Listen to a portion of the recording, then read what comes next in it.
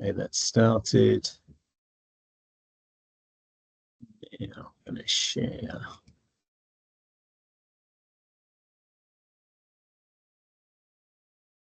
Screen.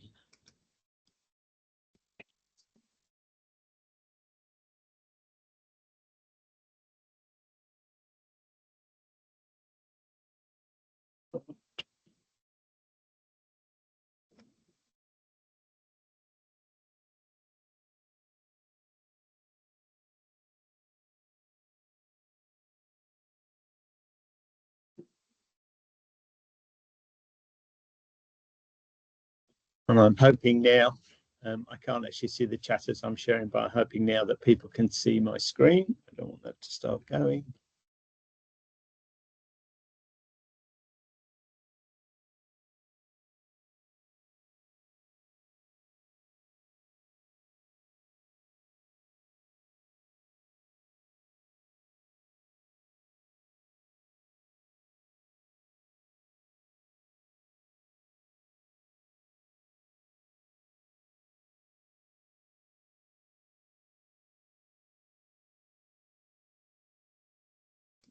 Let's find another way to share this for us so that I can see chats.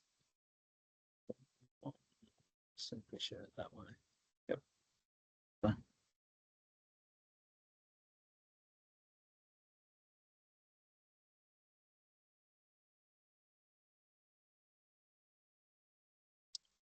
Okay, let's make a start. So just want to acknowledge Turrbal and Jagera people where I'm speaking from today.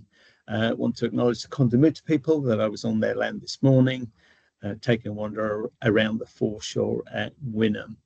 I want to acknowledge elders past and present. I want to acknowledge emerging leaders. I want to acknowledge people who are currently listening, who are from First Australians Nation, but also people who could be subsequently listening in terms of the recording. I think it's important to do our sense of acknowledgement, sense of history that is here within this country, within this particular location. I also, as you know, want to acknowledge you as learners, as people who are coming here from a variety of different cultures. Last week I was looking at kind of the range of people who are coming from different programs and courses, and very much kind of appreciating that we have kind of a big, broad range of people from different cultures, different locations, different age groups across the board, which I think makes for, at times, challenging kind of communication, but also an interesting place to be able to learn from each other. Now, what I want to do this morning, we're going to move into thinking about the first position. So moving on from thinking about the second position.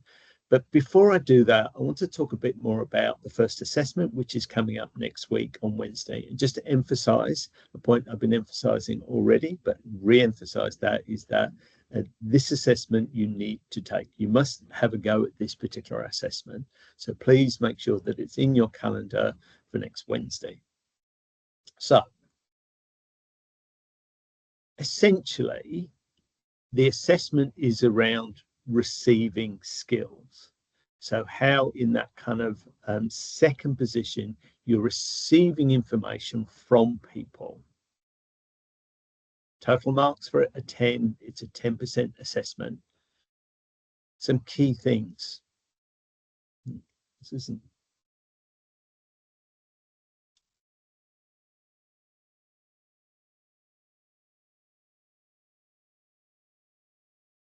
Key aspects of the assessment.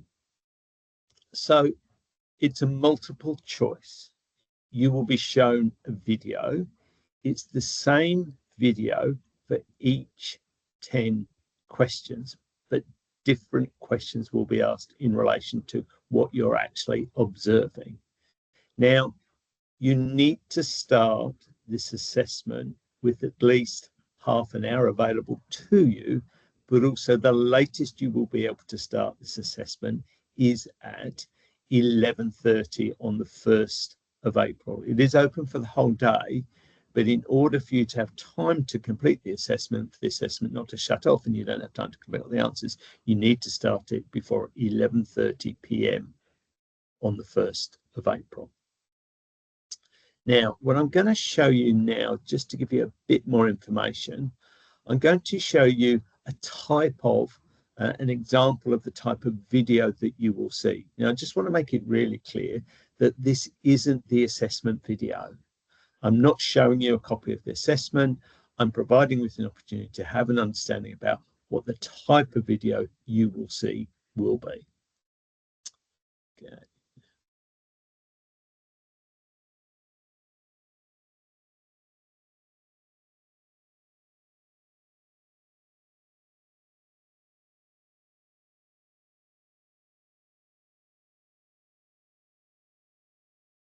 It's going to get.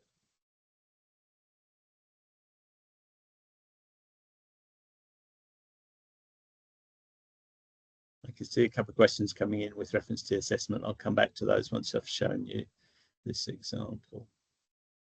I'm just looking for my page that I want to share with you.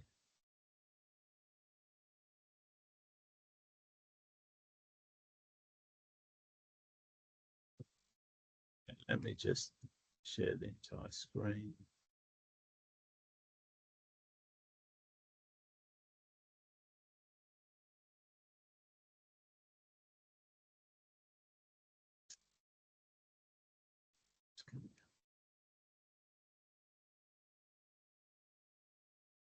Yeah, so I'm just going to play you an example of what the video will look like. And actually, the same characters are represented here will be in that example. I'm just going to play some of it. Good, thanks, Polly. How are you? I haven't seen you in ages. I'm good. It feels like. It does feel like that, doesn't it? Yeah. Thank you for meeting me. Have you got 10 minutes or so? I just 100%. Great. I just wanted to run something by you. I came from a meeting at the hospital yesterday. And I really need to tell you what's going on. Yeah. Yeah. It's obviously to do with Mum. It is to do with Mum. Yeah. Can I ask, when was the last time you went and saw her and what your impression of her was? Gosh, I saw her probably a week ago, and I spoke to her the other day. Yeah. She seems in fabulous spirits, and from what she was telling me, the recovery is coming along really well. They've got her up and moving and doing the thing. Yeah. So, yeah, I was really pleased. I'm really pleased with it all. How are you feeling? Yeah, I agree with you. You're absolutely right. She is in great spirits, and it's so.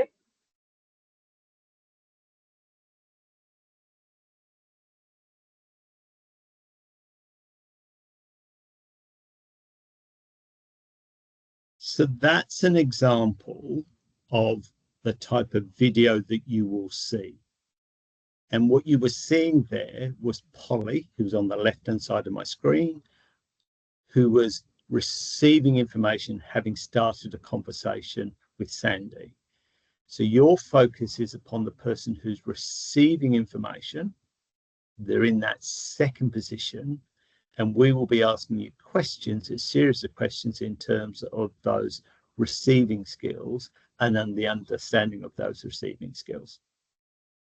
So just looking at the, once it opens, it will, and it's time to kind of open early in the morning. And once it's opened, you will see that you'll just be able to click on it and it will start the quiz. It will load the video and then it will move you through a series of questions as you access that. So it's really straightforward. So you're going into the assessment part. Let me show you.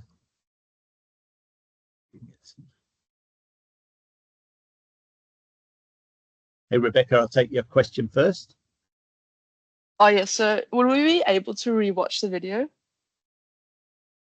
This example that I've given to you? Yeah. Well, Sure. like during the assessment. That's what I mean. Like, you know how right, you sorry. say it plays at the start, but then Yes. can we rewatch it if we have like a specific question, if we like miss something, let's say?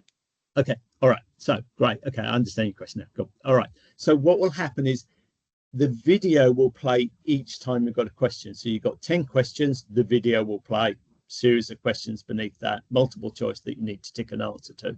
Then you'll go on to the next question and the video will play again.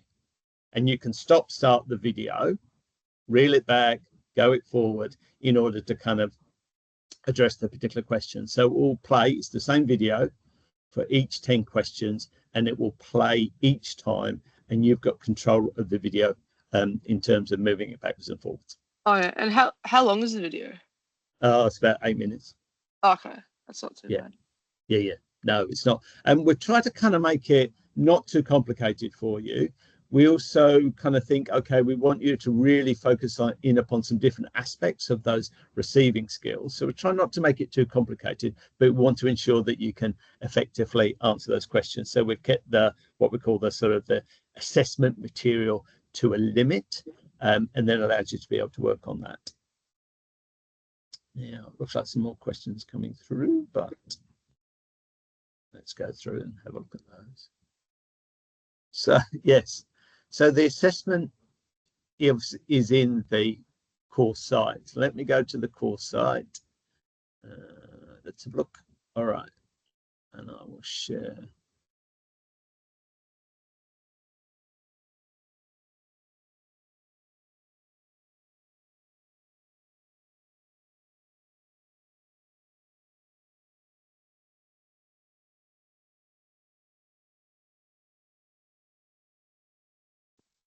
Okay, so this is in the module section, and you will see assessment information, and you will see here this assessment where it says assessment information, receiving skills, online exams, open the 1st of April. You will not be able to see some of this yet because it doesn't open, but all of the information that you need is there. So this will open, as you will see, at 1:30 a.m. and is open to 11:59, but you need half an hour to actually do that.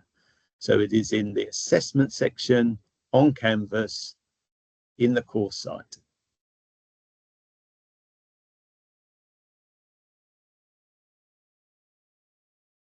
Let's just check I've got it.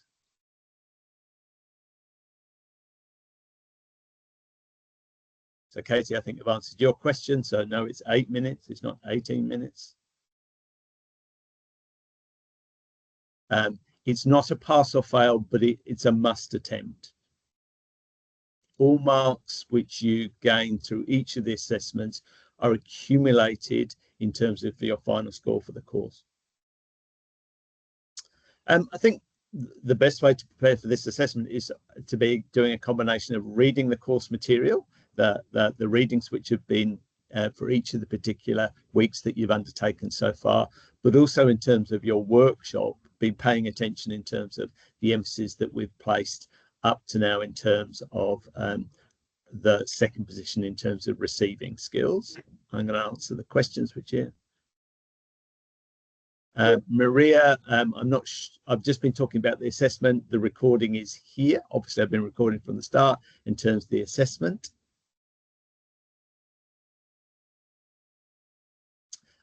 We need to ensure that everybody, sometimes Joshua, in terms of releasing marks, because the way that we need to release all of the kind of marks together, if people are delayed for some reason and we need to look at them still being able to have access to the system, that may delay marks being released. Also, because it's an exam, releasing marks early, we have to kind of wait as much as possible to maintain the assessment, but we'll release them as soon as we can. Renee, technically, you could say it is open book. You're doing it online. Yeah, you can use notes to actually complete the assessment. So technically it is. We're not invigilating, we're not moderating the assessment. Nagam, you've got a question, you've got your hand up. My video got 0 views. So we've got a couple of people who seem to be talking. Maybe someone else has got their microphone on. Great, thanks, Alexander. So Nagam, do you want to ask your question now?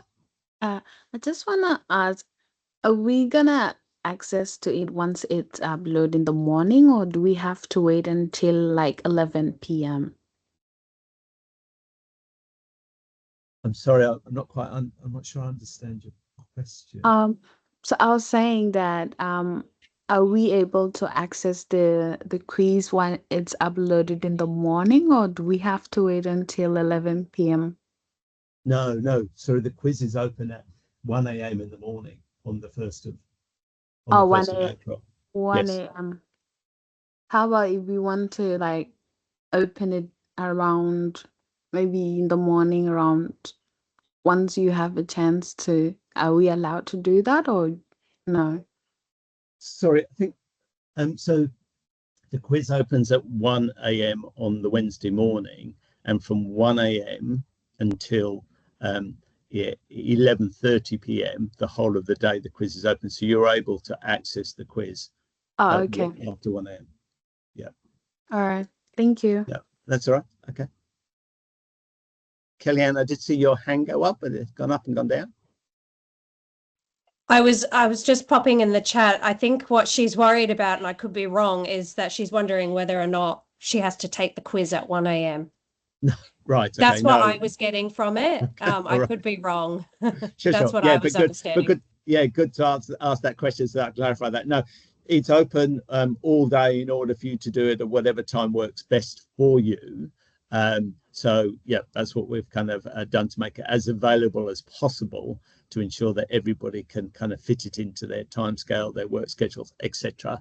But once it's open, it's there ready for you to kind of do it. You can do it whatever time. I'm just ensuring that students are knowing that not to start later than 11:30 p.m. because they will run out of time in terms of submitting it. So Yeah. but thanks for asking that question, because it could have been that was the question which I needed to answer. That's what I sort of interpret it to mean, that she was asking, do we have to do it at 1 a.m.? I don't think anyone's doing it at 1 a.m. No, I would hope not, but also recognize that if people, I know for some students, if they're doing sort of got a night shift or double shift and things like that, being able to get it done early kind of means that they can get it out of the way. So that's what we're trying to make it as accessible as possible rather than just a working day. So Okay. Great, but thanks for asking. Okay, any other questions I need to address for now?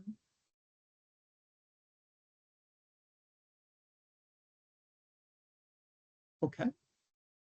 Alrighty, let's get back to this week's content.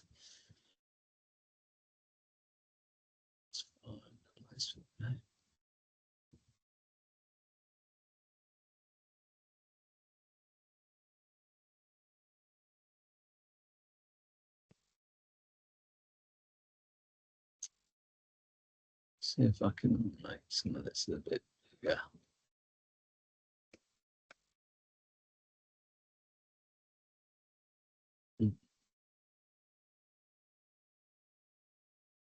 Just going to share this in a different way because it's not presented as well as I'd like it to.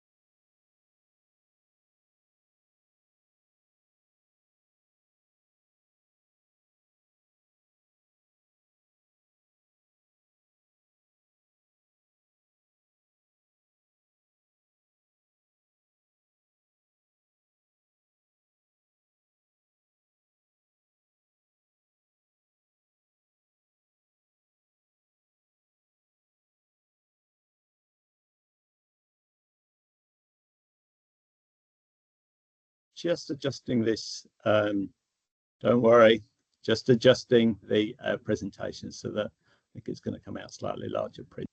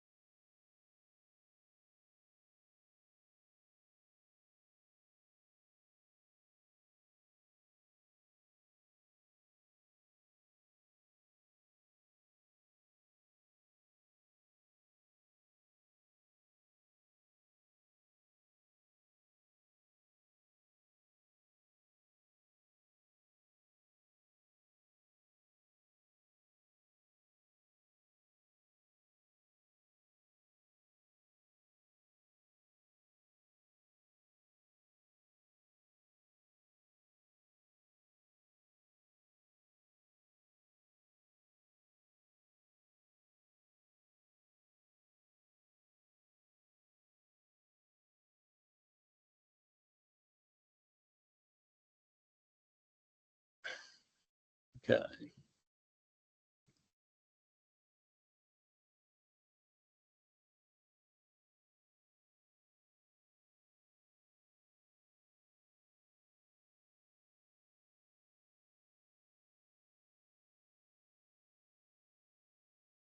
Alrighty, can someone just come online because I can't see you while I'm sharing this mode, but I think it's a better share, certainly from my end of things. Can people let me know that you can actually see these slides?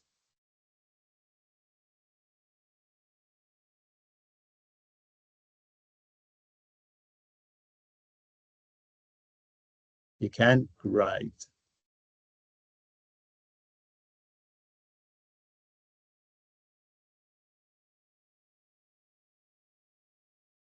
Okay. So I've been there. All right. So what we're up to now, moving forward in the course, is we're going to be talking about first position skills and assertive behavior and sending direct messages. So we're very much moving from that kind of place of that second position where you are receiving and responding into talking much more about, okay, you in the first person position where you're emphasizing your own particular point of view and perspective. There's a number of things that we want to ensure that we do with that, which includes kind of being really clear about how we do this in terms of do this appropriately. So defining passive, aggressive, and assertive communication, learning effective assertive techniques, recognition of types of power. We can often, even though we don't always feel it, experience being in a position of power. You know, when we're working with the people who are coming to access services, we may not feel in a particularly powerful position, but often we are. Direct messaging, and very much an emphasis upon I messages. Requesting change in behavior. So just have a read of this. It's more a sort of a re-emphasis of something that we've talked about already.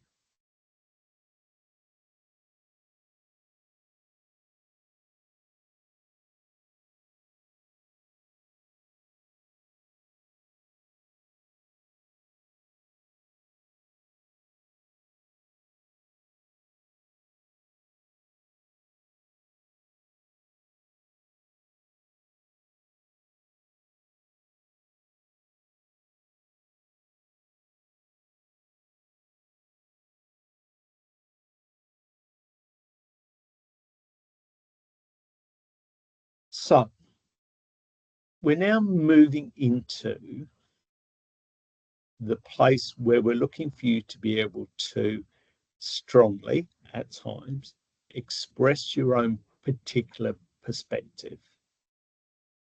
So you still are using those interpersonal skills, minimal encouragers, use of questions, use of reflection.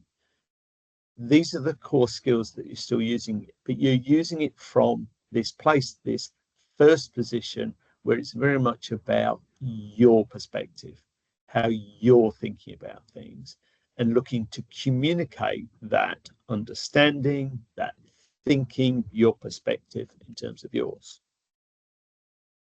So in the workshops, we'll be looking for you to be using more of this I see, I hear, I want, I feel. So it is that emphasis upon this is your perspective.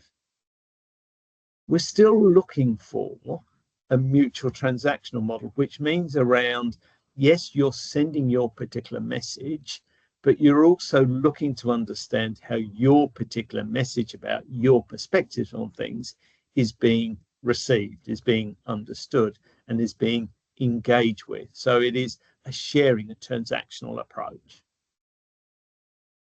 Have a read of this one.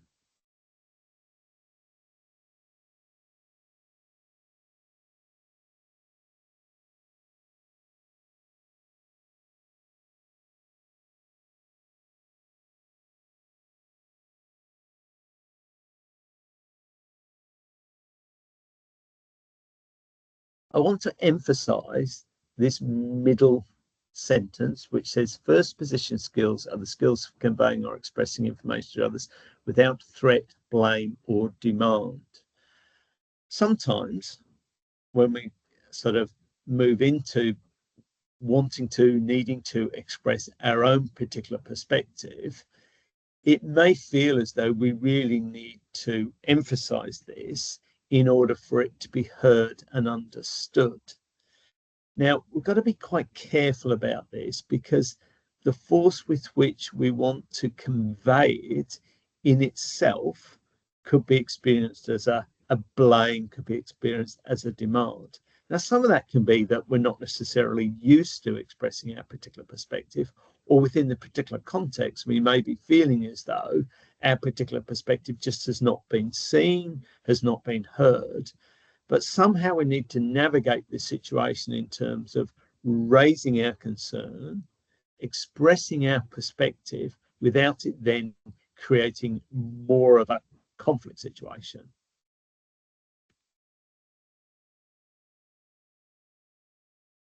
Have a read of this one.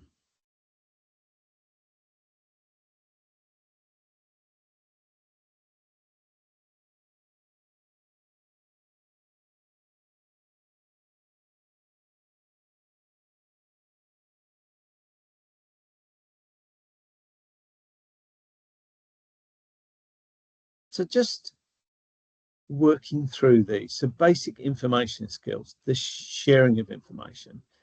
Discernment, if you've not come across this word before, and it's not necessarily something that a word that kind of is used in kind of regular conversation. Discernment is about being able to pick your way through the information. So discerning, what shall I share with you that's important? How much you're understanding about what it is that I'm sharing with you is something that you're understanding. So I'm looking at you, I'm discerning. Are you understanding? Are you appreciating? Are you comprehending what it is that I'm actually sharing with you? And this is an important part of being able to navigate those difficult conversations. Disclosure skills. We may at times want to share something that we don't normally share with other people. It could be because it's particularly relevant to this particular context, information about something about us. So it's private information, but we want to be careful and confident, comfortable about what it is that we share. Is this an okay situation to share that? Again, being able to discern, if I share this piece of information that I'm not sharing with others with you, do I feel comfortable about doing that? Do I feel comfortable about how you might actually receive that information, what you might do with that? But there are times when sharing more can be quite significant in terms of others helping to understand the bigger picture, the more personal picture for us. Assertion skills. First off, it may be that we really need to assert our own particular point of view in order for the other person to be able to hear it, to understand it. This may have its own challenges. We might not be used to being assertive in a situation. Our way of dealing with conflict, our challenges may be more that we are more sort of compliant perhaps, or in this situation don't feel particularly powerful in a position with, for example, a manager being able to raise a concern. So what we want to do is to practice that ability to assert. Escalation is about understanding that we may assert, convey a particular point of view, but actually we may need to go further. We may need to raise up that level of concern. So we were escalating, taking it up in order to promote it more significantly in terms of our perspective, because we felt that maybe it's not been heard, maybe it's been dismissed, maybe the significance of it in terms of the response very much requires us to be able to actually go further with raising it. Have a read of this one.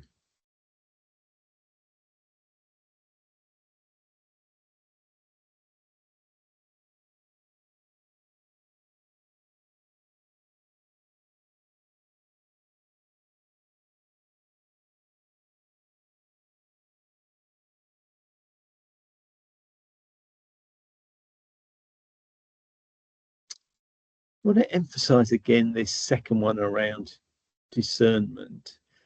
Our ability to be able to read the situation is significant. And reading the situation, so reading the situation here, in the way I'm conveying it, means to be able to understand how the other person is responding, but also to understand what's happening for us. Excuse me. So actually being able to think about, how am I feeling about this conversation? Is it moving in the direction that I want it to move in, that I think is appropriate, reasonable? Is it not? What's happening for me in relation to this? Am I getting more angry, or am I getting more unregulated? Am I actually at risk in these situations? And sometimes we can find ourselves in a particular context where we start to respond in a way that actually we're thinking, like, I'm so annoyed about this, I'm so upset about this, that I really want to kind of make my point. But in doing that, we may actually kind of make the situation worse. Now, I'm not saying that somehow we should always kind of not decide to say some things. What I'm looking to do is to support you to be able to think carefully and thoughtfully about things. Sometimes there's some things which you might decide, I'm not going to say this now because I don't think that this conversation is progressing in a productive way.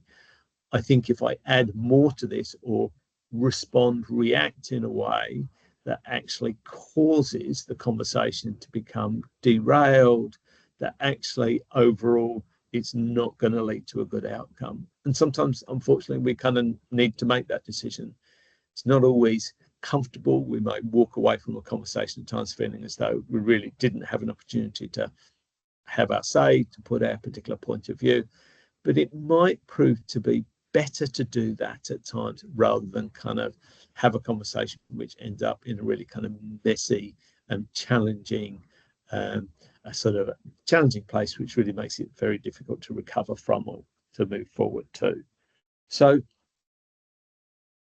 I'm really emphasizing then this next point about comprehension and recognition of some of the sort of differences between being assertive, appropriately raising a point of view, aggressive, which is more sort of negative, but also submissive, that at times we may choose to not raise a concern for fear of what the consequences could be. And that not raising a concern could leave us feeling quite sort of unappreciated, our perspective not seen, but also sort of forms of challenges between us not getting addressed.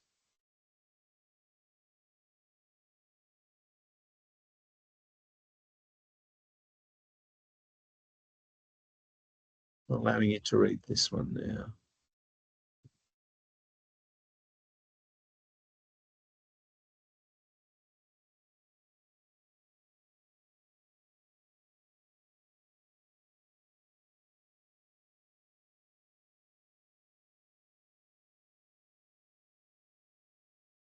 This is just moving into the core content.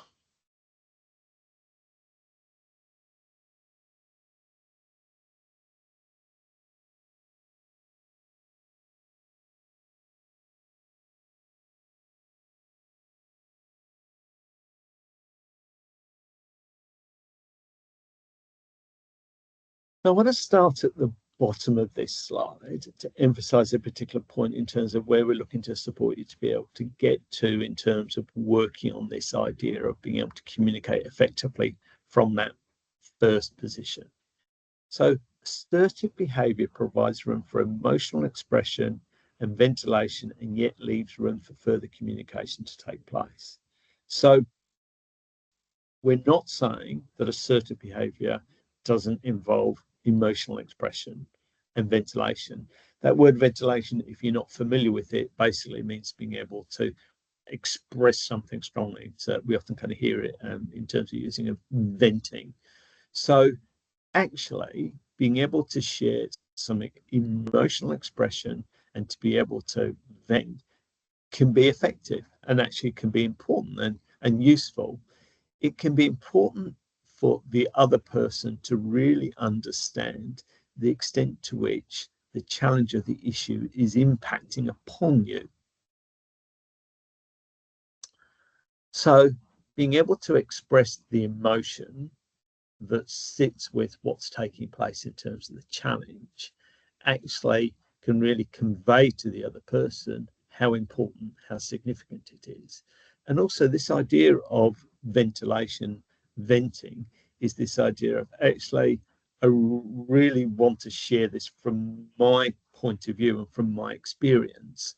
So being able to feel as though we've actually be able to say what we want to say and communicate the significance of it, how we've been treated, decisions which are being made.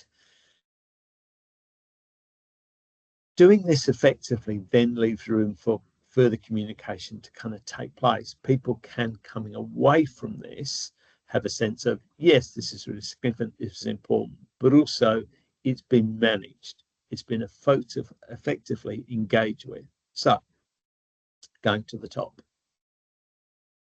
We want to support you to be able to do things constructively. So assertively there is in terms of communicating the message in a clear, articulate, thoughtful. I'm engaging you, telling you how your behavior has impacted upon me, but also I'm engaging with as a person I can talk with about this. I don't need to blame you. I don't need to try and attack you, but I do want to communicate clearly about this. That second one, compliantly, submissively, we often see that this sort of, if we're very compliant about things, yes, we're going to do that, yes, that's all okay, that it doesn't effectively communicate our own particular point of view, our own experience, and actually may well not raise an issue, raise a concern early enough for something to be dealt with before it becomes very problematic.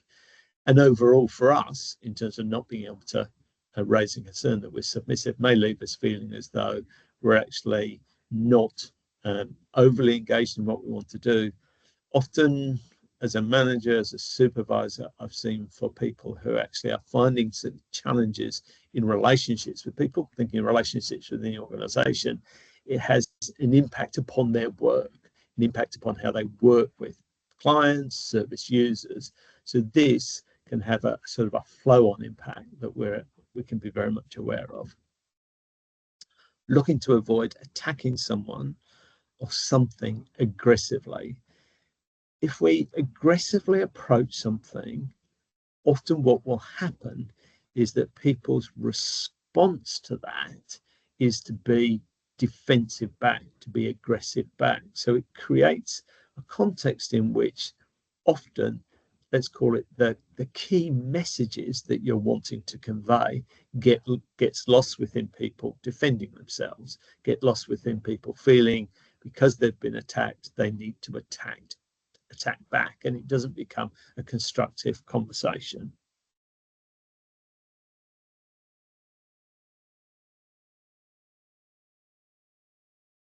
Allowing you to read this.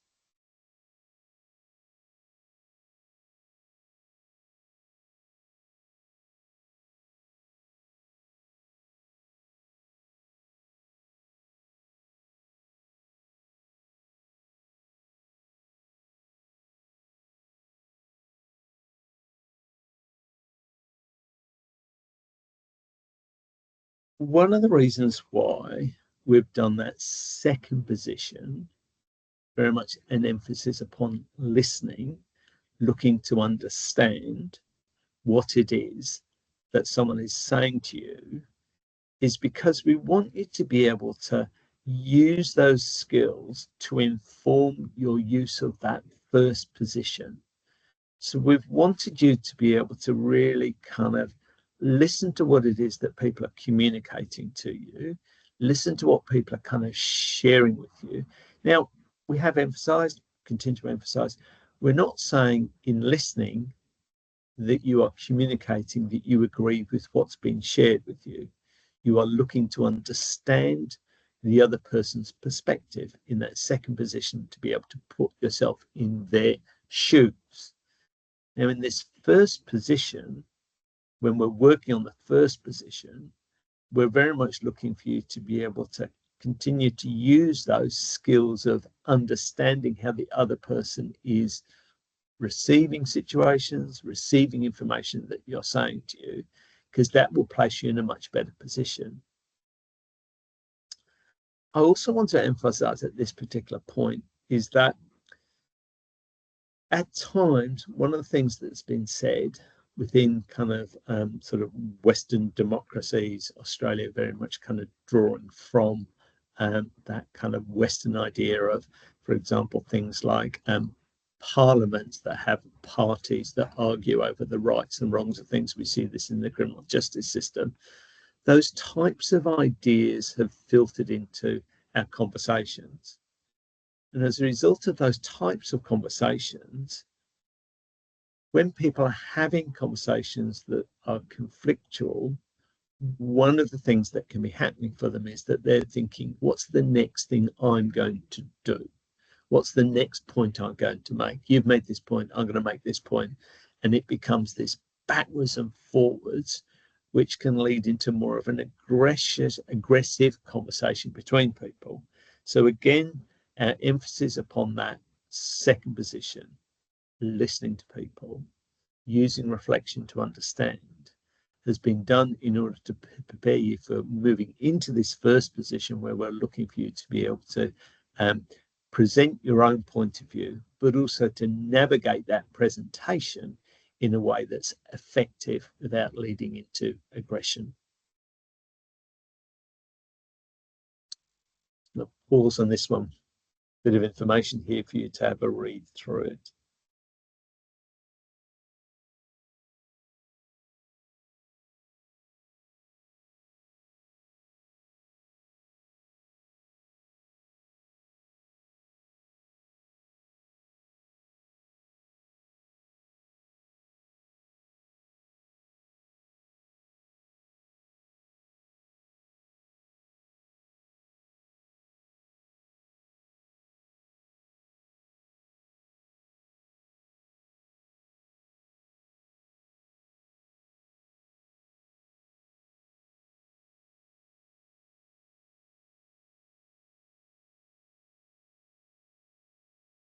Well, where we're looking to support you to be able to be is in that assertive, so looking at the goals for that, to give and receive respect, to be fair, and to compromise. So we are seeing it about standing up for personal rights and needs in a way which recognises and respects other people's rights and needs. So very much that sort of collaboration between, I'm understanding your perspective, but also this is my perspective. Are you understanding my perspective? Moving to the left in terms of submissive. So at times the goal is to appease others, to avoid conflict at any cost. And we may be kind of quite used to sort of doing this in order to make things okay. Sometimes we can grow up in a culture, family situation where making things okay has become our role. Often people who move into the helping professions are often used to working with things, supporting people, making things okay for people, and at times avoiding conflict. But we can see that actually moving down that column, that it can violate one's own rights. It can lead to, on the emotional side of things, this internalizing feelings, intentions, fear, anxiety, guilt, depression, nervousness. So we've come to take everything on board. We may feel quite annoyed at what's happening, but actually not able to raise our concerns. We may kind of internalize that actually the problem is with us, that the challenge is about how we manage those challenges rather than unreasonable challenges being placed upon us. Moving across to the aggressive, to dominate and to win. Directly stand up for personal rights and needs in a way that violates the right and needs of the other person. Tension turned outward, anger, rage, hate, hostility. So we're very much emphasizing that kind of aggressive approach, a presentation, could be using, you know, that kind of I statements, but very much from kind of a raising of this is my right, this is how things should be. And we are overemphasizing this in terms of looking to emphasize particular points of view in terms of body language, the non-verbals, glaring eyes, leaning forward, loud, red voice or tone of voice, pointing at the kind of the finger. But aggressiveness can be happening in other ways as well. There can be a sort of a passive aggressive that we need to be aware of, in terms of we're not doing these very overt non-verbals, but actually in a way that we're talking about things and very much kind of communicating that we are feeling annoyed, upset. Someone may say to us, you know, are you really upset? And we might say, we're not that upset. We're not really upset, but why could we not be upset? And then our demonstration of our body language really kind of communicates this sort of perhaps kind of dismissive annoyance with the other person who we're there with. Now, I do want to emphasize that emotions are strong things. Stating the obvious here, sometimes understandably, we can feel really strongly about things. Now, the jury is still out in terms of how effectively which comes first, but certainly some of the neuroscience, contemporary neuroscience information is very much talking about us having a sort of a gut response, or something somewhere in our body that we become aware of. Now, what they think from the neuroscience point of view is this is happening at 1/5 of a second, but we're not, in terms of cognitively, it's happening at 1/5 of a second, but we're not aware of those thoughts because it's happening so quickly, but we feel it within our body. And what we're then doing is responding to that emotional tension, that sort of sense of, this is a challenge. Are we going to fight it, flight it? Are we going to sort of not engage with it? And one of the things which, in a sense, indirectly, we're wanting to draw your attention to, even in those I situations, is what is happening for you. What sort of emotion are you experiencing in this particular situation? What's happening for you? Your ability to be able to become aware of what's taking place for you will put you in a much greater position in terms of how you react and respond.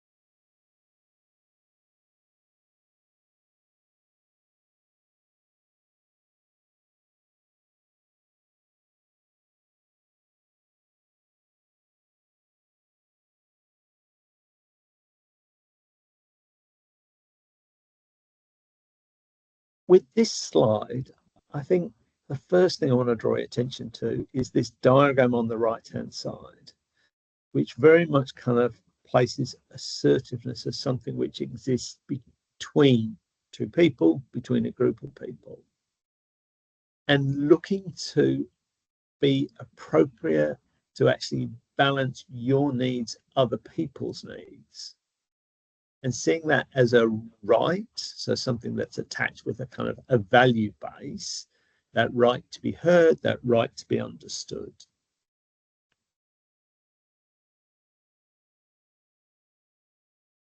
And you have rights, they have rights, and navigating between those is what we're aiming for.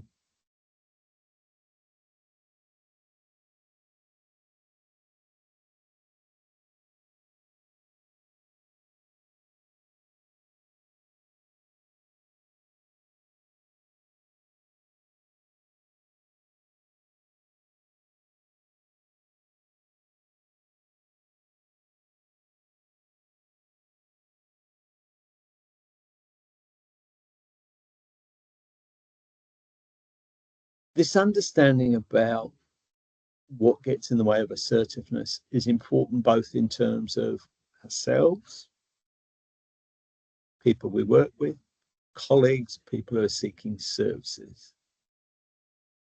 So people may have had a variety of experience of conflict, significant conflict, growing up in a family of conflict, growing up in a kind of context where there's significant conflict. And understandably, at times, that can very much impact upon people's fear of what might happen in relation to kind of conflict, a concern about things getting out of control, and concern about things getting physical. So we really want to kind of understand, I want you to understand for yourselves, I want you to understand generally how conflict has impacted upon you, how conflict works for you, what the significance of it in terms of how you think about approaching it.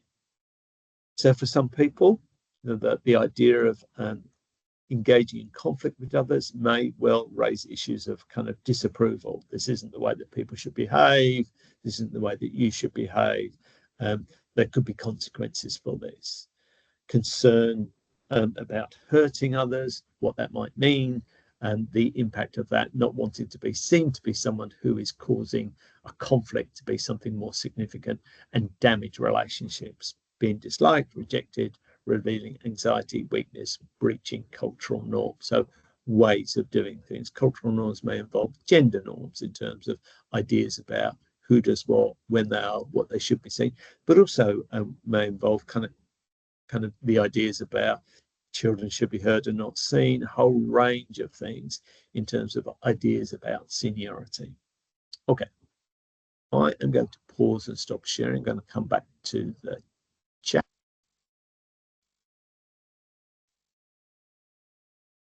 And just go have a look at the chat. Yep, quizzing time. Yep.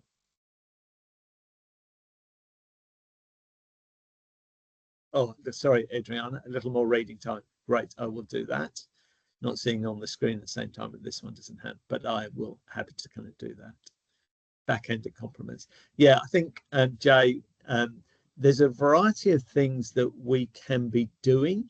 And I think what this course hopefully does, and I think often does for people, is it starts to draw attention to our own behavior and other people's behavior.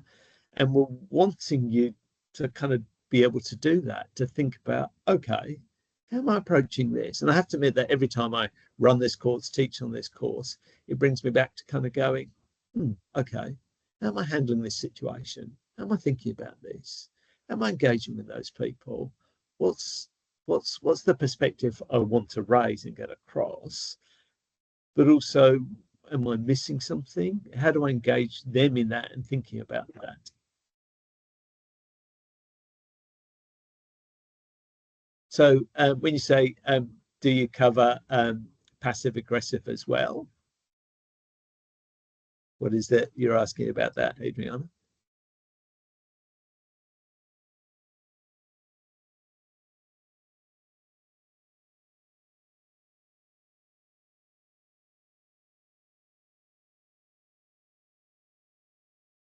I did talk a bit before about sort of the passive aggressive. Right. So communication styles is not aggressive, but also doesn't get a point across. Actually, I think we could kind of say, actually, it still is passive aggressive, still is aggressive, in that it's looking to kind of convey a point of view in a way that is sort of is attacking, but it's sort of not quite there. It's sort of, it may feel as though when people are using a passive aggressive approach that actually experiencing a passive aggressive approach, let's start with that, is kind of like, okay, this really is kind of aggressive. It really is. Yes, you put there a sort of a subtle attack. So it's quite hard to grasp, quite hard to kind of go, okay, what you've just said there, I really disagree with, because it's designed to be a bit elusive, designed to be a bit sort of, I'm really annoyed, I'm really angry with you, but I'm not going to say that directly, because if I say it directly, then you'll be able to kind of raise it directly with me. You'll say this is inappropriate. Whereas if I don't say it directly, then it's sort of said, but not really said.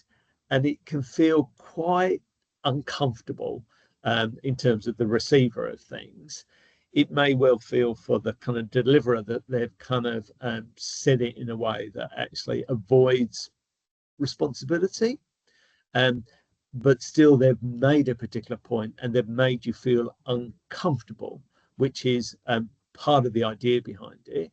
And, you know, let's be honest, at times people may adopt a passive aggressive approach for a combination of reasons, not justifying it, but also want to recognize why this might be happening.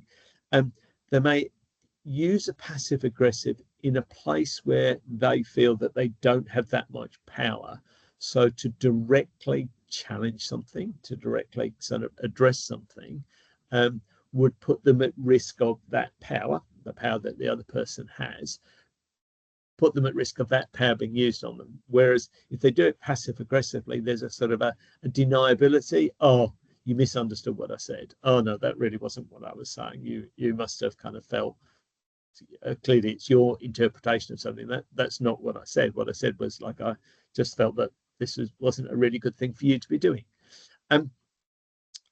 It also may be, and in one sense also this is what we're looking to get you to be thinking about, it also may be that where you've grown up around conflict, how conflict's managed, it often comes through in terms of our family experience, and therefore culture's implicated, location's implicated, relationships in terms of how we've observed conflict taking place, but also how conflict has been managed through that observation, but also in relation to ourselves. It may be that we've not actually developed that skill of being able to be assertive. So that passive aggressive is something that we fall back on in order, because we're wanting to say something, wanting to raise our perspective, but actually are not feeling as though we can do that effectively and manage that effectively.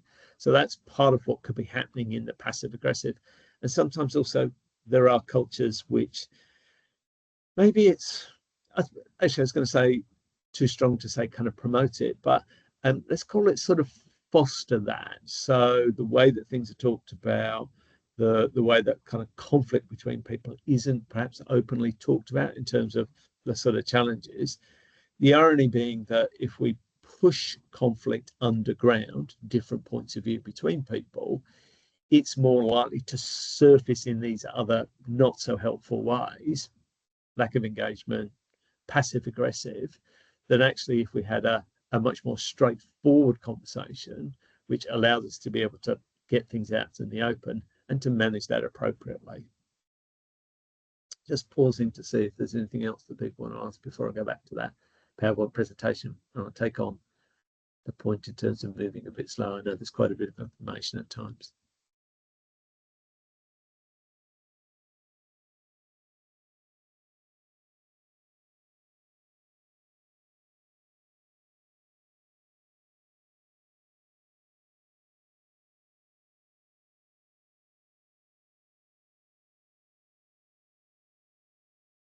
Yeah.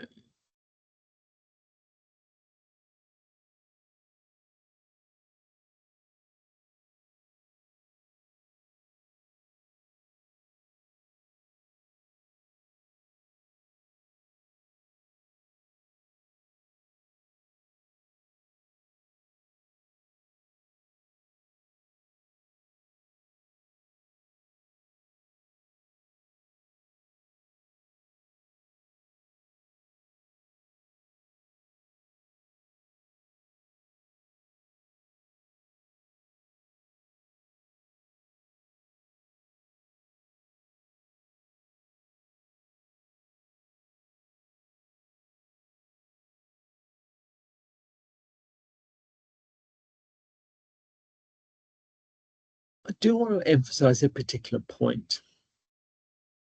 I'm not saying that this is straightforward. I'm not saying that it's easy to be assertive. I want to kind of recognize that this can be quite a challenge at times. But actually, our ability to be able to feel that we can confidently assert ourselves can take a bit of work, can take a bit of building our confidence to be able to do that. If it's not something that we're kind of practice with, it can feel a bit false, it can feel a bit challenging, it can feel a bit shaky in terms of how we have our voice out there. But actually, it is more likely to lead to some good outcomes, as is kind of emphasis here. Our ability to be able to then present our perspective, present our point of view, engage with people around a challenge or concern, is more likely to be able to lead to a good outcome. But I want to emphasize those last 2 points on this slide. So our ability to respect and demonstrate empathy to others, even when we're being assertive, can often be key aspects of being able to convey effectively our point of view in a way that can be heard and understood. So effectively looking at balancing our needs and those of others in the moment, understanding how they're responding, engaging with our concern.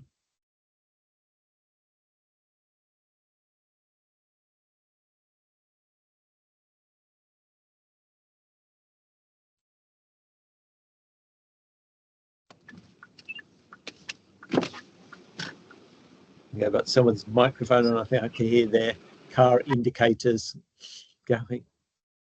Thank you.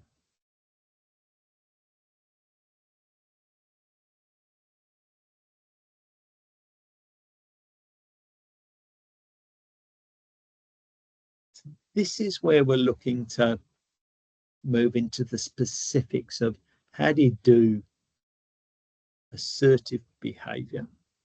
What are the key things that you're looking to be able to do?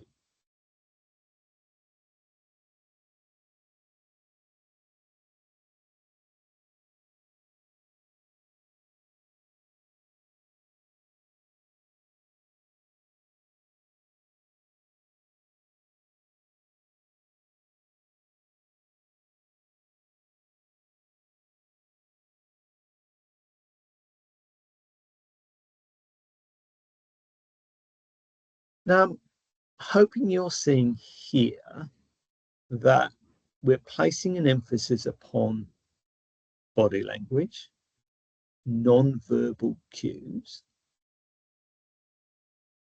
how you're orientating yourself, how you're sending information, taking a strong, steady tone of voice, maintain a comfortable interaction distance. Sometimes what can happen when we're really wanting to convey a point of view is we're feeling a need to really kind of moving close to people. Like it's sort of like I really want to, moving close to people, convey this point of view. And we're using our body language to emphasize what it is that we want to share in order to make the point. Now, again, as talked about in terms of types of behavior which are conducive to engaging and people engaging with us, if we are coming in really close to them, their type of emotional reaction to that, it can feel like this is more of a threat. Something more is going to happen here. They're not necessarily in their body feeling interpreting this closer movement towards us, this emphasis towards us, about us needing to emphasize that particular point. They may experience it as threatening. And as a result of that, already starting to think about how do they react to this. I'm going to make this point on a number of occasions about I statements. So I statements we see as really useful in terms of communicating a particular point of view, a particular perspective. I feel really strongly about this. But also, obviously, I statements might be used to attack people. I think you're an idiot. I think that this is totally unreasonable. I think you've been doing all of these terrible things to me, and you've not provided me with this opportunity to address this concern. The point that I'm making is that I can be used in a number of different ways, and that important emphasis upon looking to communicate your perspective without it being a blame, attacking perspective is an important one to hold on to. we often kind of talk about cooperative words, and in some respects, they may seem like sort of trite, not important, not significant, but the structuring of the communication between people, how it is organized, how it's related, can be significant in terms of how people experience it. I've just been talking about how I statements might be used to attack. At the same time, cooperative words, if we can sort this out, how can we work on this, is actually portraying, communicating an intention, a wish to be able to work on things, a wish to be able to collaborate, navigate.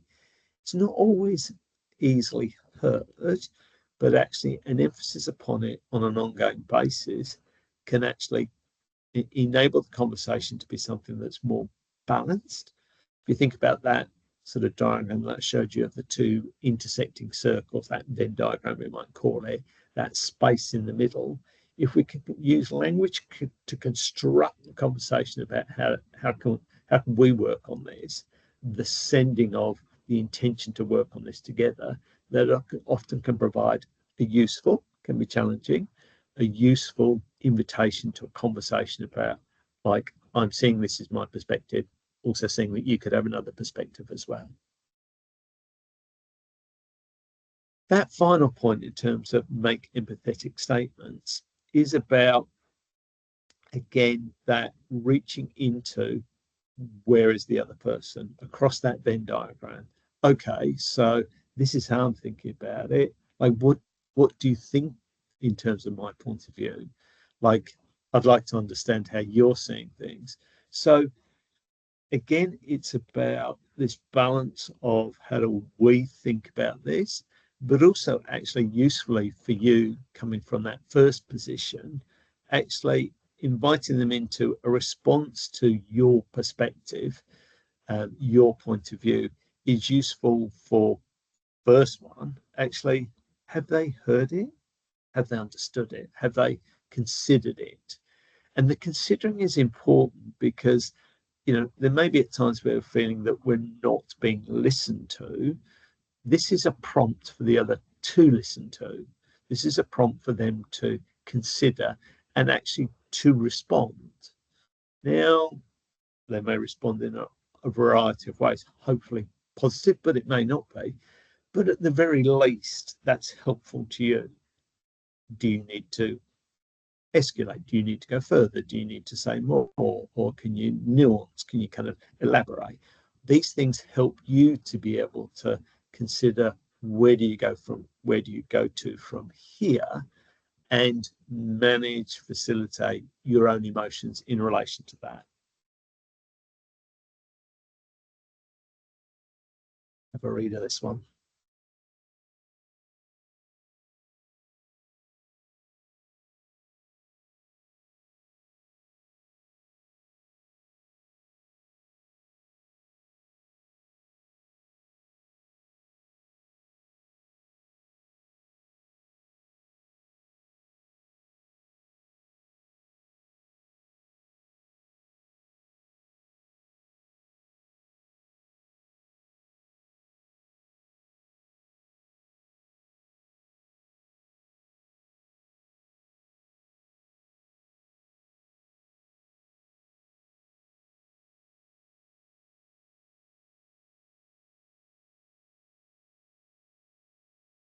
I'm going to emphasize this final point leads to a pressure cooker emotional effect, meaning that all of the emotions are pushed down inside. Some really interesting research which has been done around this particular experience, whereby actually the more that people are pushing those emotions down inside, they don't sort of dissipate. That actually what happens is literally, like as it's described here, a pressure cooker. So it pushes down in, it pushes down.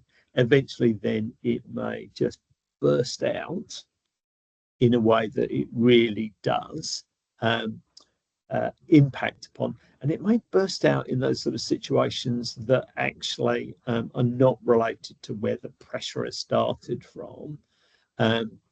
So, you know, there may be something in personal relationship where people feel more comfortable for expressing a particular point of view, and because they feel more comfortable, just all of this stuff comes out.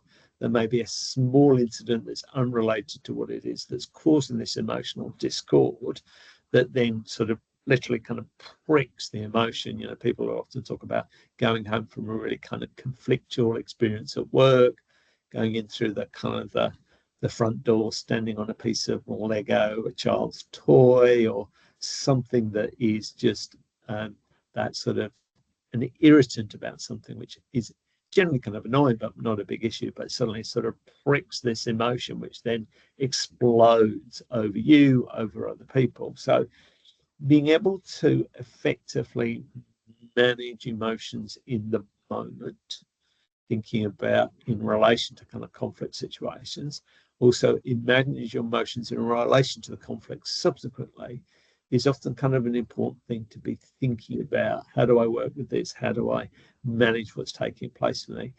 I do want to emphasize the point here that I'm not saying somehow emotions are bad. I'm not saying that at all. In fact, they're very important to us and they make us human. Actually being able to understand them, what they're about for ourselves, how they're impacting upon us, personal relationships, work relationships are significant and important often in the moments when things are most challenging for us to be aware of them.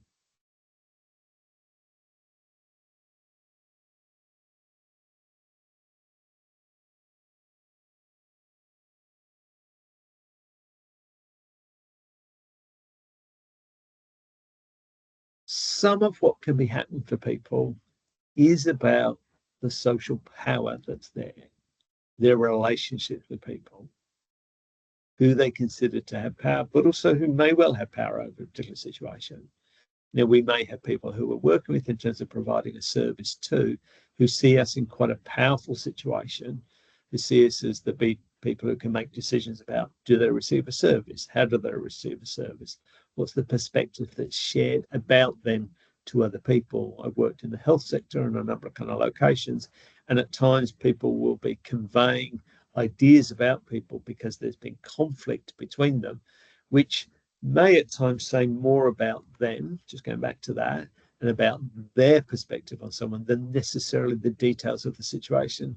So understanding more broadly what's taking place and appreciating that someone who feels that they don't have that much power may well react and respond in particular situations, which creates more challenges.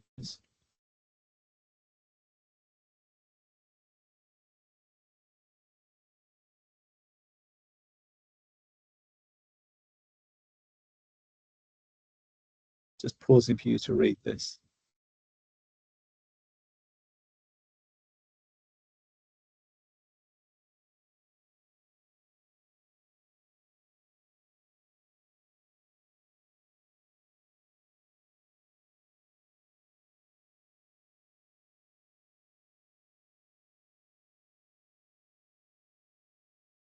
I think it's useful to have a sense of what power might be at play, what's happening between people, how does this look?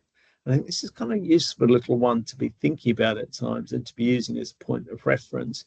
Is this situation I'm in because people have a level of expert power, they have specialist knowledge, but still, how are they using that specialist knowledge, and actually other aspects of that knowledge which might need to be considered.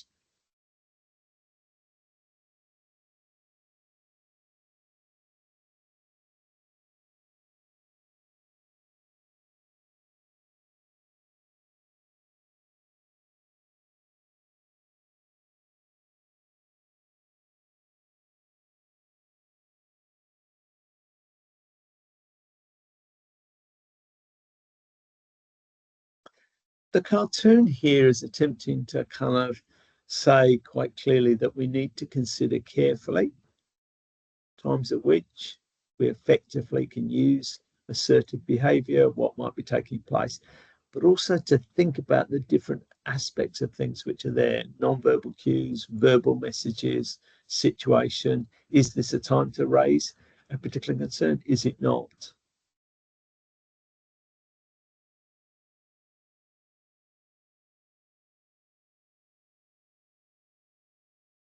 see if I can play this for you.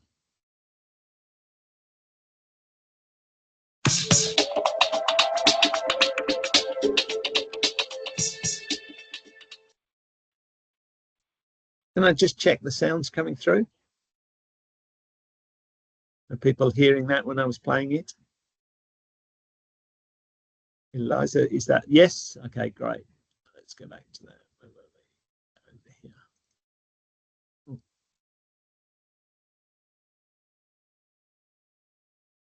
So great that the three of us have been finally being able to catch up today and work on this group task. I'm really glad we could get together, and I've been having a look at what was sent through, particularly what you sent through last night, Amy, on your section on human rights and social justice. It was so well done.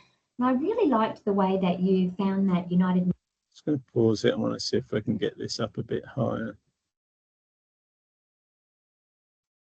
Are you able to hear it? Can I just check? Sound as though the volume was really low.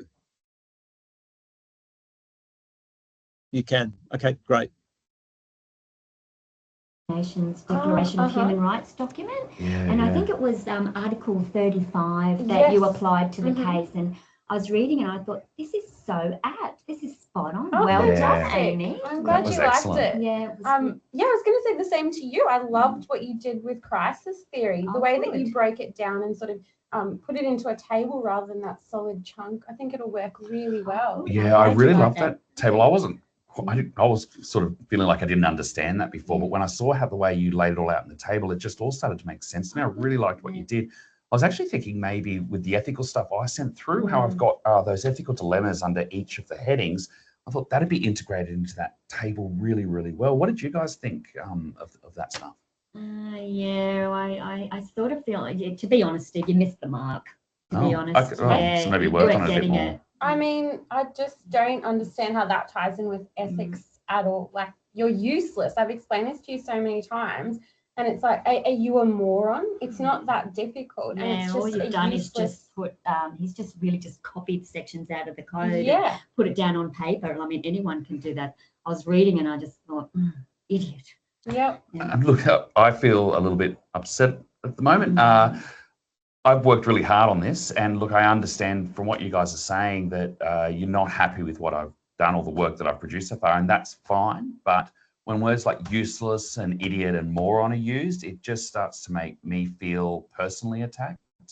I reckon the best way forward is maybe let's focus on the specific things you didn't like so I can improve them so we can all get the best mark, rather than perhaps, talking about personal characteristics about me. Is that okay with everyone?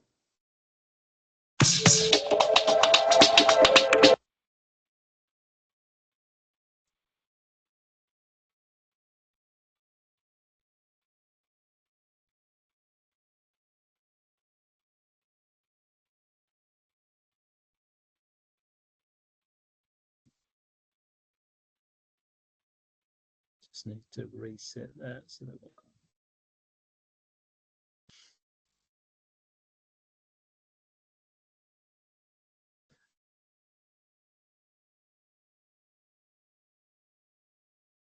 I'm just looking at the chat.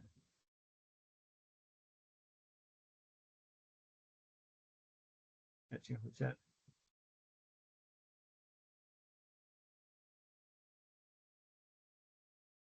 So Kellyanne, just coming back to your sort of comment again, we've been kind of talking about, and it's a reminder for people. So this lecture very much has been around kind of moving into the first position where you're emphasizing your own kind of particular perspectives, and we've kind of gone on to talk about the assertive position. And the recording for this lecture will be up late morning. I've got a workshop to run, so it'll be up after that in the site. But actually, if you're looking for the recording and it's not in the course site, it's usually up by lunchtime. You can actually go to the team site and look in the team site and look in the file site, and you'll actually be able to find the recording there. So if ever you're not there and it's not up, usually will be up by lunchtime. You'll be able to access it there.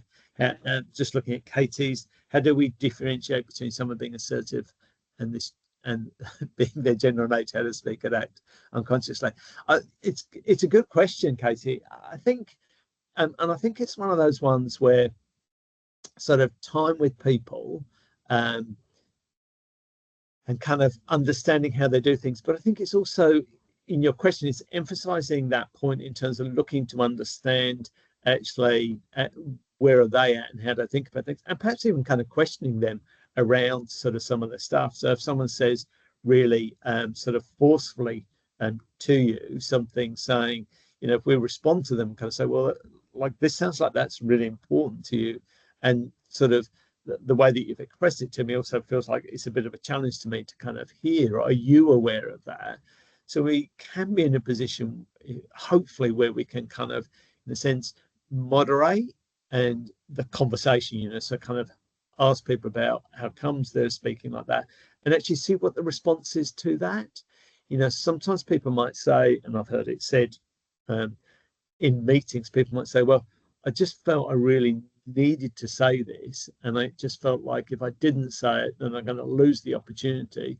But actually, the way that it came out was not necessarily how I wanted it to. So they themselves may be kind of presenting in a way that we sort of think, oh, that's really, really kind of challenging. But actually, for them, it's about being assertive. And in one sense, just to finish on that point, in a sense, we're drawing attention to what might be a little unconscious for them in terms of how they navigate and approach these things. Yep, Ophelia, thanks for doing that. So we've got that. Yeah. And that was a good example of kind of some of the stuff that might sort of happen at times, because it's sort of everything's continuing along, and then, oh, here we are suddenly, and how does someone respond? You could almost kind of envisage in that particular situation in the video that the person who's sort of received all of this reacts in a way where they go, okay, I'm going to let you know what I really think about this. And they might be reacting more as a result of feeling obviously quite attacked, rather than actually sort of really kind of believing what they kind of then communicate. That's all right. Kellyanne, got that?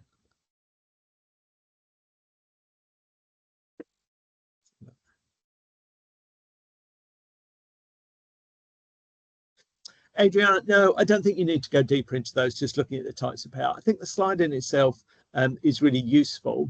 What I would say to you is I think that it's drawing your attention to that there are different types of power, and that in particular situations, some of those power, some of that power might be kind of very kind of present. When I worked in health and I'm doing multidisciplinary kind of meetings, often the consultants, the doctors had quite significant power.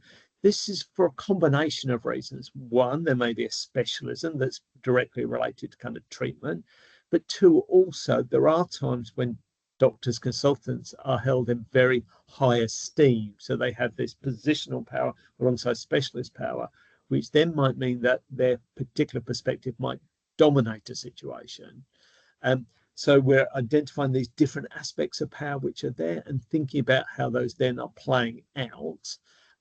Because we may need to challenge some of that. As a senior social worker, sometimes I need to kind of challenge some of the medical, mental health side of things and say, okay, let's take a broader view of this. Yep, we've got this specialist knowledge, thinking about working with psychiatrists. Yep, we've got this specialist knowledge, this is your interpretation, but also let's look more broadly at what's taking place for this person, risks, how do we manage that, how do we engage with them in terms of their social aspects, their family lives, and how are these things that can mitigate risks. So again, Adriana, I'd say I don't think you need to go further, but it's useful to consider what types of power are present.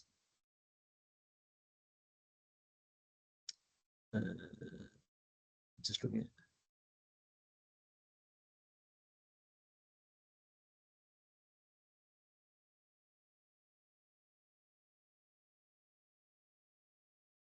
just scrolling down, that's why you're hearing me talking. So Mariana, we've been talking about the difference between when someone might be sort of aggressive. I'm just going to repeat this question. Scrolling back up. So Katie's question was, how do we differentiate, how do we decide between someone being assertive and this being their general nature, how they speak and act unconsciously? So what Katie was kind of asking is basically, we may experience people who present in a very assertive way, which might be quite challenging at times. But actually, Katie's kind of asking the question is, yeah, okay, maybe this isn't actually being assertive. Maybe it's just their general way of how they convey and engage with the situation. So they're not necessarily needing to raise a particular point that they feel has not been heard. It's their general approach to how they engage with people, how they talk about things. So Katie was asking about how might we see the difference, how might we understand the difference between those two?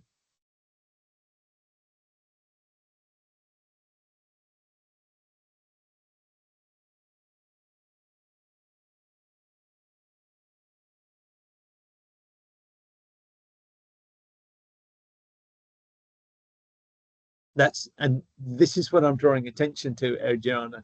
And in terms of that power, so yes, I understand what you mean. I had a doctor told me I know exactly what it's like, specific ward, because I worked there for 18 years, so angry and invalidated, not in a position of the patient who's there without wanting to be, etc. So what I'm looking to do when I'm talking about this power stuff is kind of saying, okay, let's inform your thinking about what's happening in this interpersonal skills conversation context. What also is going on here? Why am I feeling as though I'm not being listened to? Who's not being listened to? How do we think about that? And actually, what we say is that our relationships with people, be it work, be it home, be it family, is what's known as socially constructed. So there are views about who has power, who has control of things, and these can also be particular positions which are named in that way. Understanding that places us in a better position to be able to think about it, consider how we're going to approach it, and therefore to navigate it.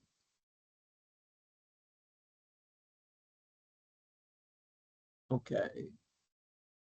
See if I can get back to my slides now. Right.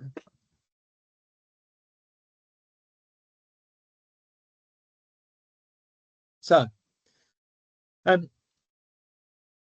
too assertive. I think what I'd say in relation to that is that, as I've been saying earlier, we need to judge things. We need to think carefully about the context and the situation. It's important to be able to be assertive, but it's happening within particular places, particular situations.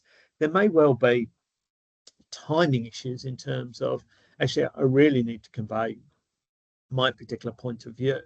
I really need to say something, but actually, do we have enough time in order to do that now? You might kind of decide, and at times this is the situation where you kind of go, actually, I really want to be assertive now, but actually, what I think I can most effectively do is to create time to have the conversation. So you're being assertive about, actually, I really would like to talk about this a bit further when we've got some good, appropriate time to talk about it. That might be because things are moving quickly around you, thinking in work context, there's a variety of things that might need to be addressed. But also you might recognize at times that actually trying to have the conversation with someone at this particular point in time actually is not going to go well in the moment and is unlikely to have a good outcome. So actually making more time, being clear about needing to make more time may well be the most effective, strategically appropriate way to address things. Okay, let's get back to my slides.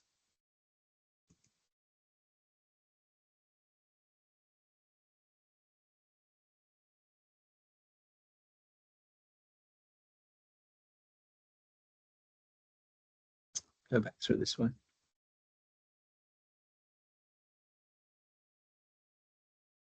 Come on, you're not moving. It's got stuck. All right, let's go. Sorry, this is in technology. Go back to this one.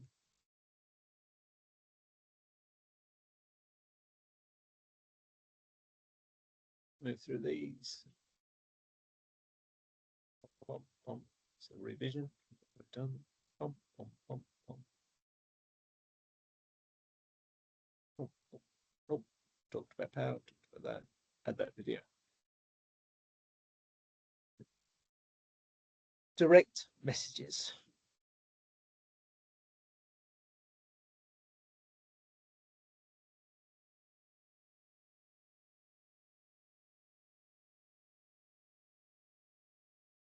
Just going to emphasize that final point in terms of congruence.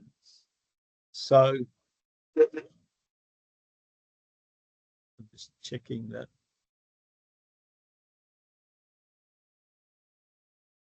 It's like, can't see slides. Okay. Let me come back. Let's go.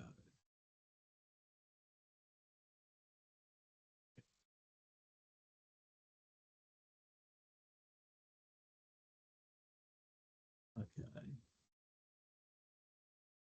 All right, I'm going to share them like this. You see now?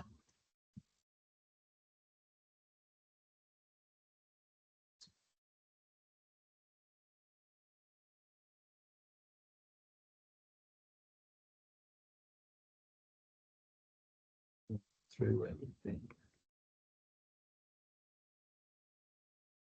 Okay. So, direct messages. We're emphasizing this point in terms of using iMessages, but also for you to be conscious of your verbal and non-verbal behaviors. You know, this one in terms of actually, are they matching? Congruence is, are these things matching? When I'm communicating that I'm really concerned about the situation, is my body language mentioning this? We at one stage need to kind of talk to a number of kind of consultants we're working with around kind of palliative care, because they were needing to deliver some really significant conversations around current treatment challenges, but actually because they were feeling uncomfortable about delivering it, they would often smile. And what would then happen was the person would pick up their non-verbals and believe that actually the information that was going to be shared was actually going to be good information, okay information. So there was a lack of congruence between the two, and we needed to work with them in terms of actually don't smile, actually be really quite serious in order to prepare people, or otherwise the information gets lost. There's a lack of clear clarity between them. Have a read of this one.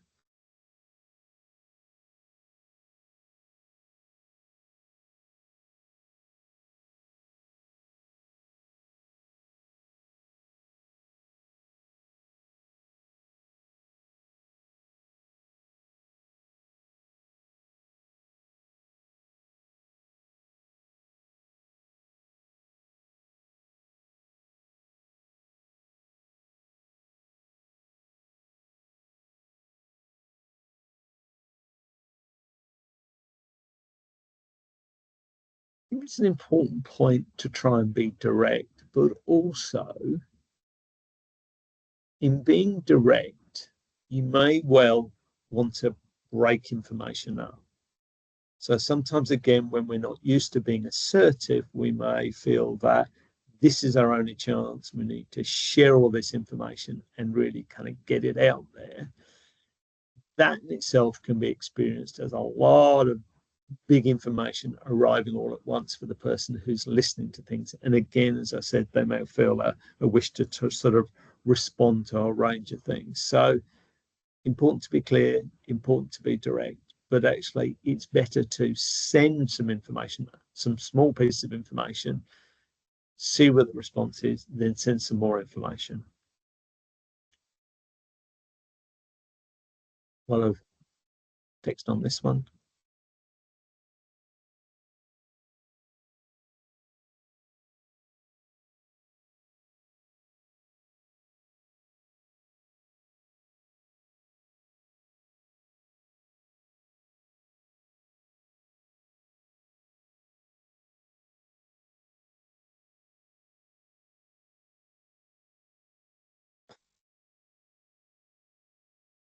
I just want to draw attention to that second paragraph. Use of interpretation is not problematic in itself, except when interpretations are stated as facts rather than a hypothesis. Essentially, what that's referring to is the fact that sometimes we might state something as a fact, but actually it's our point of view, our idea or our belief about something, or as it says here, our hypothesis.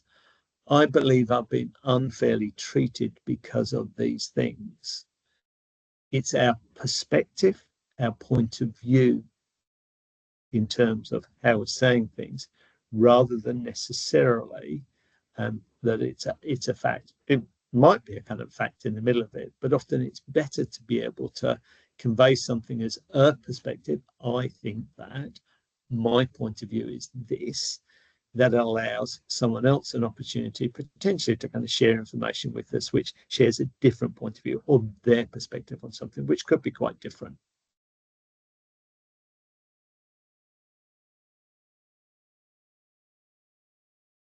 Have a read of this one.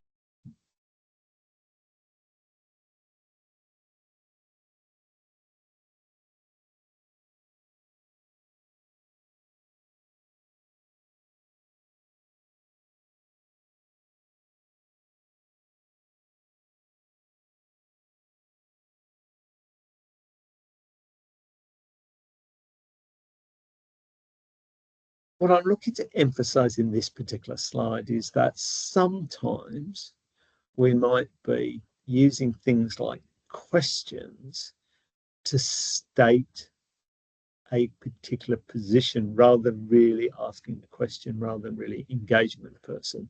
So just using this first example, a disguised opinion, you don't want to see the animated movie, do you? You're making a decision about what it is that the other person doesn't want to do. You're kind of framing it as a question, but you're already kind of making it as, this is my perspective on that. The better one, which movie do you want to see tonight? So we're looking to draw attention to the way in which we might be using, again, language, perspectives, opinions, questions, which are more about stating our point of view rather than really asking a question.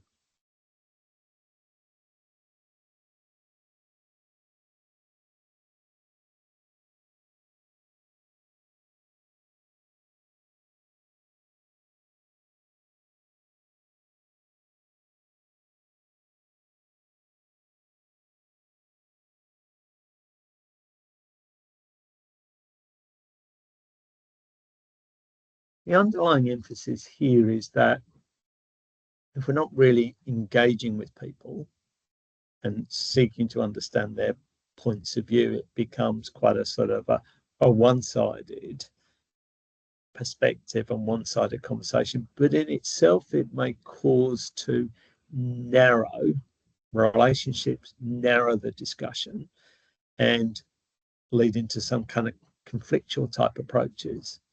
So looking at that leading question, do you just like going out because you aren't very good at social interactions? This is very much kind of this statement about a person, how they're thinking about things.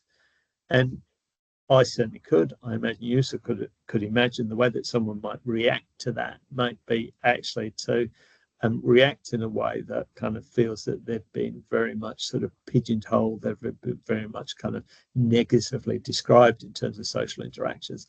But also they may in itself then become quite contrary. You know, they might even kind of say, well, I'll show you how I am about social interactions, and may go in either direction. Let's have all of these social interactions, or let's have none, absolutely none at all, if that's your perspective upon me. Move on to this. So I want to kind of emphasize that we're looking in this next couple of weeks to really sort of emphasize being able to send iMessages around feelings, behavior, practical consequences, alternative behavioral solutions. And we're looking to emphasize being able to raise the concern, being able to express different aspects of the concern, but also in the use of iMessages, being able to collaborate, navigate conflictual situations.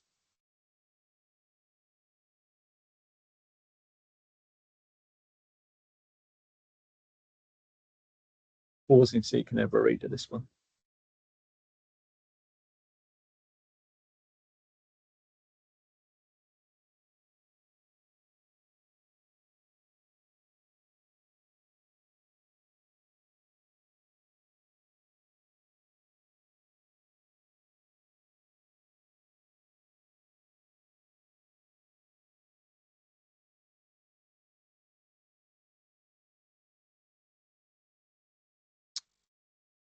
I want to draw your attention particularly to the last paragraph here, avoiding referring to most people and they, as you're referring to an invisible population of people, and can this reframing also make the other person feel that they're the odd one out? So sometimes we might sort of call upon this sort of out there general population. I'm sure most people would agree that I'm right. Well, who are those people and would they? But we use that kind of broader audience to bring to bear upon the situation in order to justify, in order to reinforce our kind of perspective. You're clearly, all these other people would be thinking about the same way that I'm thinking about it. You're clearly someone who doesn't think about these things properly. So we could see it as a form of sort of assertive, but almost kind of a form of this sort of passive aggressive, then I'm going to bring this audience of all these other people into the room in order to justify my point of view.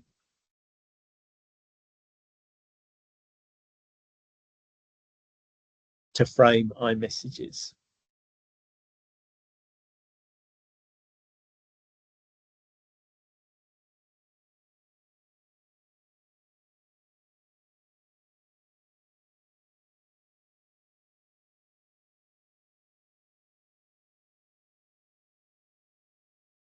What I'm looking to do with this slide is in many respects draw all of the information together in terms of where we're looking for you to be able to be in terms of stepping into that first position, but not leaving behind the second position, understanding and thinking about things. But now we're very much emphasizing upon what's going on for you. How are you feeling about the situation? And wanting to emphasize that sense of understanding what's taking place for you to start with. What are you thinking? What are you feeling about what's taking place? Think about the context that you are communicating within. Where are we? What's the location? What's the time to talk properly? How am I feeling about being in this particular location in terms of having perhaps a challenging conversation? Consider carefully the level of disclosure that you feel is appropriate. Again, there could be a variety of things in relation to context. Is this an open setting? Readiness to share something that's more significant. Sense of kind of what might happen with this information in terms of how people might experience it in the moment, how they might respond to it if you share something more personal. Think about communicating assertively from that kind of first position. What is it that I want to communicate here in a way that will also be effective? Take responsibility for your thoughts and feelings. Yeah, okay. You might convey, as you saw in the video, I'm feeling quite attacked by this. I'm feeling this is appropriate. I don't think using these sorts of words is appropriate. I'd rather now that we talk about this. You might say a bit more, whatever, but very much kind of saw Steve, who's the person in that kind of video, communicating that. Look to deliver your message without blaming or criticizing the receiver. So you're looking to be able to engage with them around your particular perspective. Think carefully about that in terms of what's said, how it's said, when it's said, how much is said.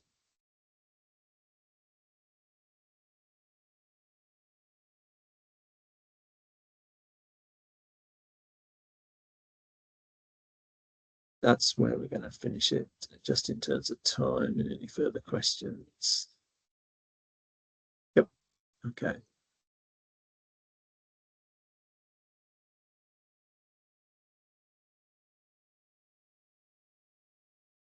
Yeah, we got that back to our slides, that's good.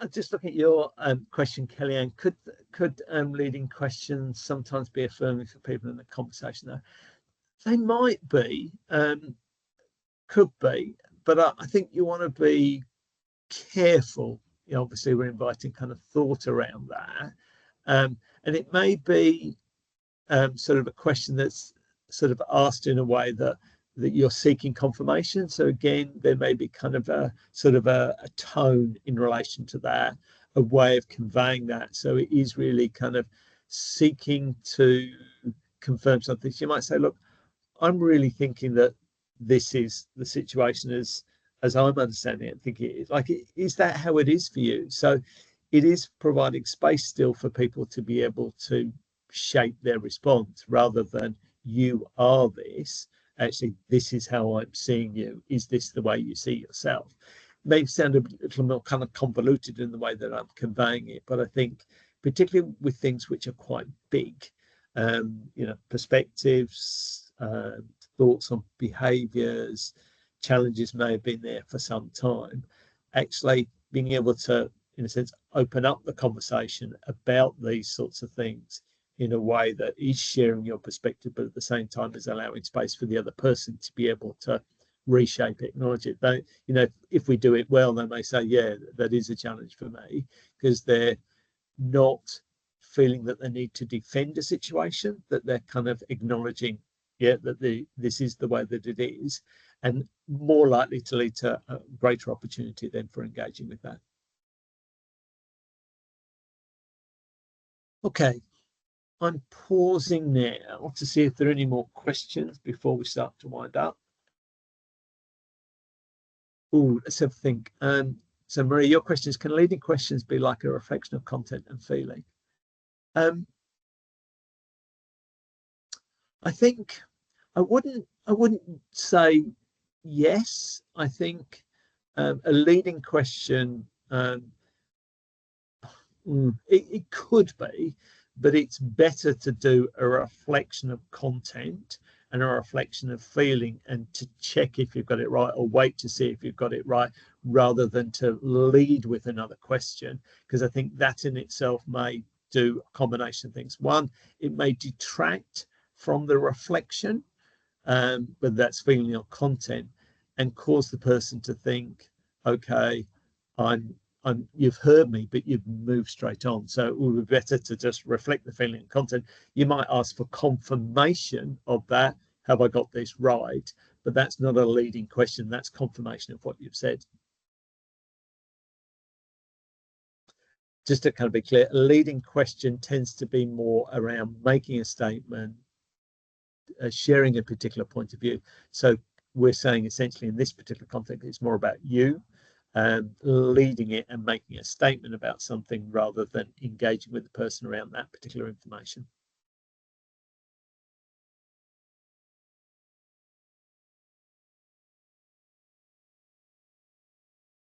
I'm pausing now to see if there's anything to ask before we start to wind up.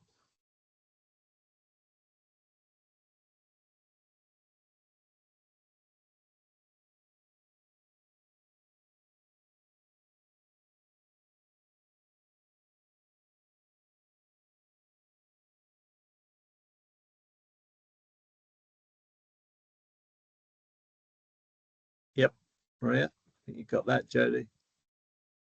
Just having a look at Jodie's. Is it leading to say that that would make me feel really angry? How did it make you feel? Yeah, no, that's okay, Jodie. I think in terms of your sort of asking, that would make feel. No, I think that's okay. I think that's less. That's more because of that endpoint. That's more an invitation into. This is how I would feel. I'm giving a perspective of me, and actually, I'm inviting you to talk about how you think about that. Yeah, yeah. I think you can use both together. That's how I would feel. How would you feel? You're presenting a perspective. Yes. So a feeling, you can use your notes in the exam. Just confirming that. Yes, you can. That's all good. That's all right. Okay. I am going to stop our recording. Oh, Kellyanne, you've got a question. Yeah, just regarding the textbook readings, will there be much content in, like, from the exam point of view, anything based on the textbook readings? Yes, Okay. there will be some, definitely.